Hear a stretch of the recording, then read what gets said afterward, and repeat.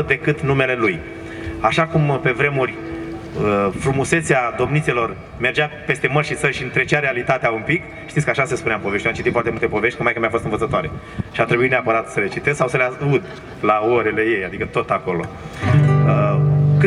Cântec pentru tine este cântat, cred că, de 90% dintre folchiști, mai ales cei tineri și cei care merg pe munte.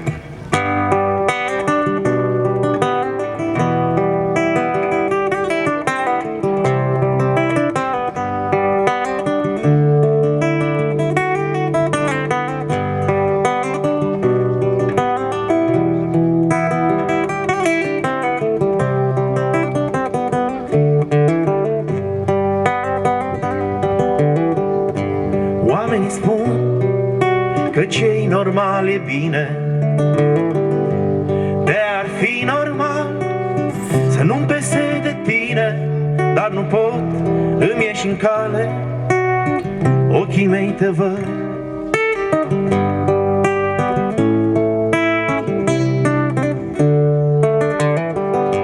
Ce vină am că ești așa frumoasă, ce vină am că treci pe drumul meu spre casă, când în plus sunt norme care nu-mi dau voie să te opresc și să-ți vorbesc, să-ți destăinuiesc cât te doresc. Când văd părul tău, mi-aduc aminte de liceu, de prima dragoste curată, ce nimeni nu o uită niciodată. Cu părul tău aș vrea să mă joc și eu, cum face soțul tău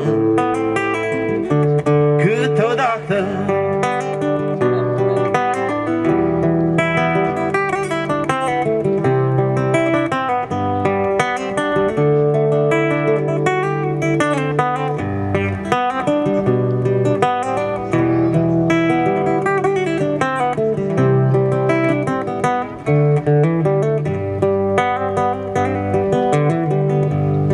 A mai trecut un an și încă o primăvară, n-am reușit să încalc nicio normă socială.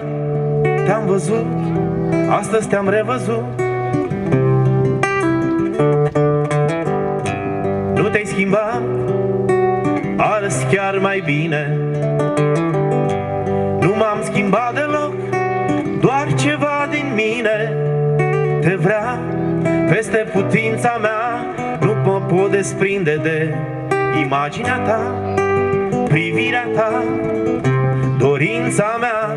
Când văd părul tău, mi-aduc aminte de liceu, de prima dragoste curată, ce nimeni nu o uită niciodată.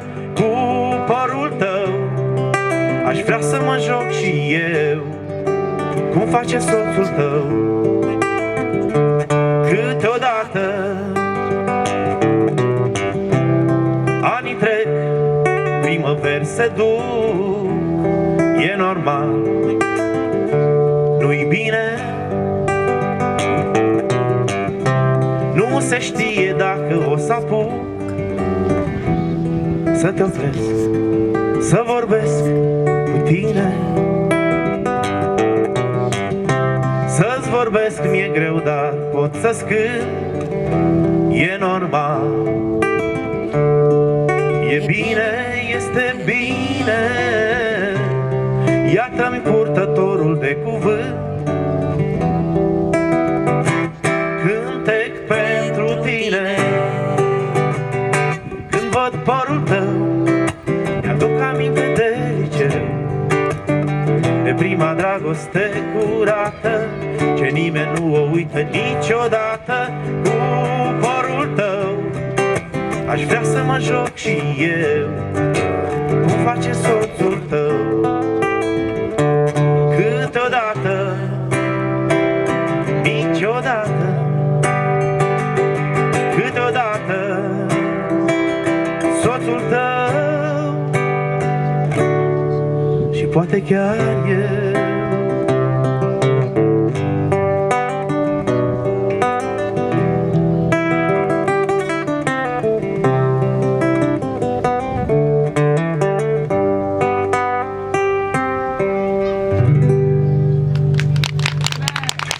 Mulțumesc, Eugen Avram, cântec pentru tine.